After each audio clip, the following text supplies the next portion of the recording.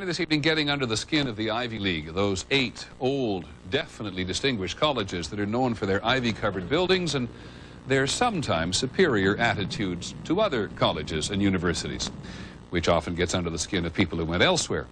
Yale University is 300 years old this year, and were you to visit its campus, you would see that it still has exotic clubhouses, which look like tombs where Yale's legendary secret societies meet. Their prestige and importance have largely evaporated, but the rituals are still a secret.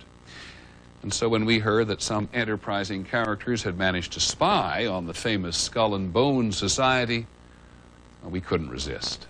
Here's ABC's Dan Harris. The videotape provides a grainy glimpse into what appear to be the initiation rituals of a secret society that's been around since 1832, whose members have gone on to be leaders of Wall Street and the White House, the Senate and the Supreme Court. They're sort of trying to scare the initiates, make them, disorient them, frighten them. New York Observer investigative reporter Ron Rosenbaum accompanied a team of Yale students who shot these pictures 9 days ago. Rosenbaum's curiosity about Skull and Bones was permanently piqued when, as a classmate of George W. Bush, he lived right next to the Tomb, the group's heavily fortified home.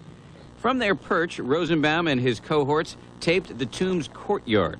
What they captured, they say, was initiates, known as neophytes, being forced to kiss a skull,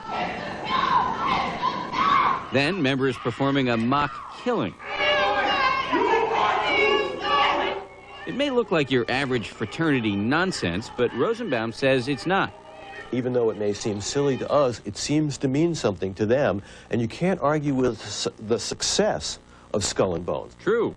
Famous alums include senators John Kerry and John Chafee, to name 2, cabinet secretaries such as Averell Harriman, and 3 presidents, William Taft, George Bush, and George W. Bush, who's been reluctant to talk about Skull and Bones. Does it still exist? The thing is so secret, I'm not even sure it still exists.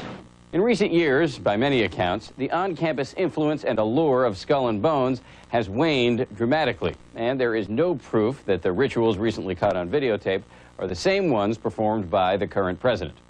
Still, Rosenbaum says the tape is a valuable artifact, an extremely rare view into the secret society that groomed the American ruling class for generations. Dan Harris, ABC News, New York. That's our report on World News Tonight. Don't forget Nightline.